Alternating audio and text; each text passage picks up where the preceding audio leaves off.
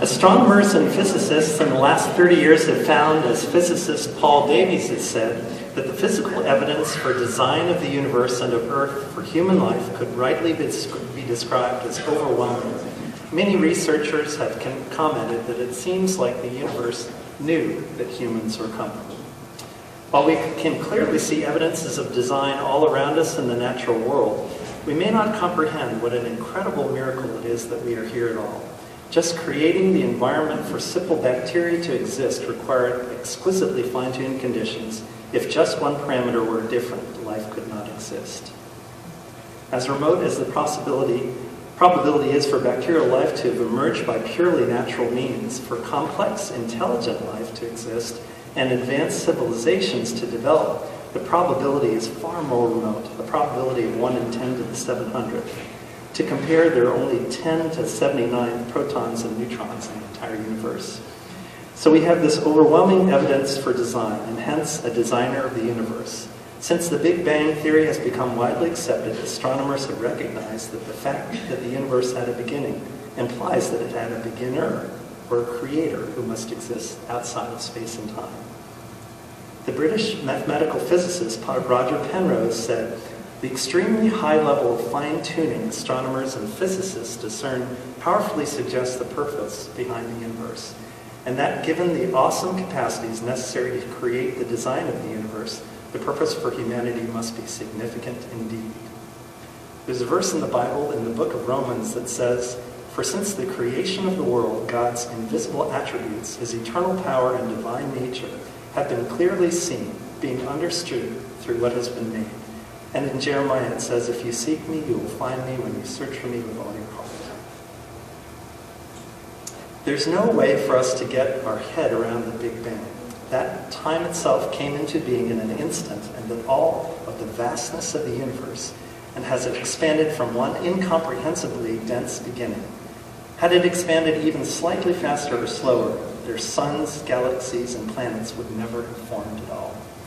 At first, all, and even now, 90% of the universe is made up of hydrogen and helium.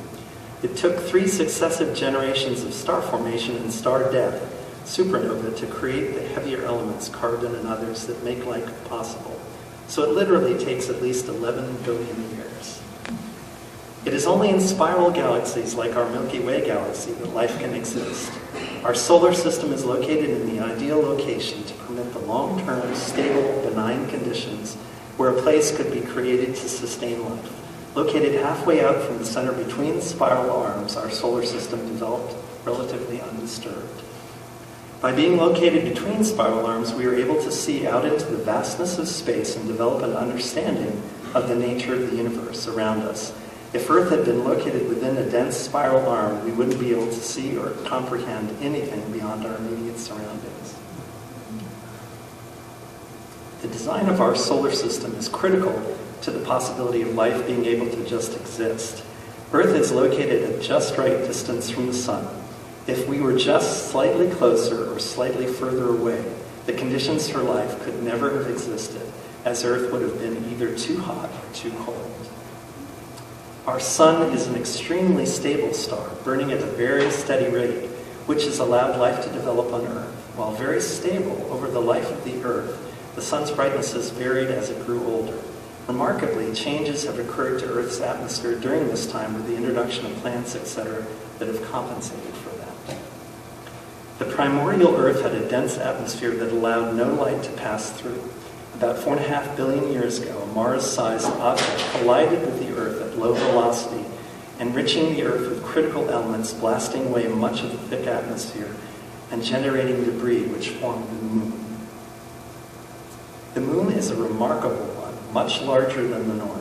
It is responsible for slowing down the rotation of the Earth from 6 hours to 24 hours a day. It is also responsible for stabilizing the Earth's orbit, allowing consistent seasons and weather. Without Moon, life on Earth would not be possible. During the first 700 million years of Earth's life, it was bombarded with comets and asteroids, enriching it with water and other materials, but melting the surface of the Earth and making life impossible. About 3.85 billion years ago, this stopped. Over the next 50 million years, the Earth gradually cooled. Scientists have now discovered evidence of the earliest life in Greenland, which dates back to 3.8 billion years ago. Remarkably, this life appeared and was created at the very earliest time that it could possibly have existed on Earth, as the conditions on the planet were too harsh to sustain life at any earlier time.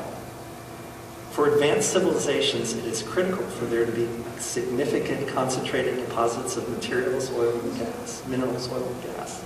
For most of the Earth's history, the bacteria that were created first have been at work at the Earth's crust, transforming and concentrating it into mineral and energy deposits that we now use to sustain our civilization.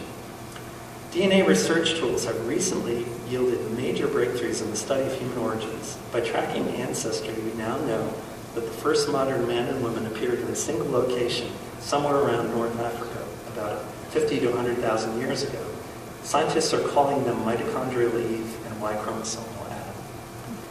We are astonished at the incredible care that has gone into crafting a well-resourced planet for us to live on out in the vastness of space. It took such a skilled and powerful hand to create us and our world. What kind of love would have lavished this level of care? If we are careful observers, we can discover what the Creator is like. In the New Testament, it says this: He, Jesus, is the image of the invisible God, the firstborn over all creation. For by him all things were created, things in heaven and on earth, visible and invisible, whether thrones or powers or rulers or authorities. He is before all things, and in him all things hold together.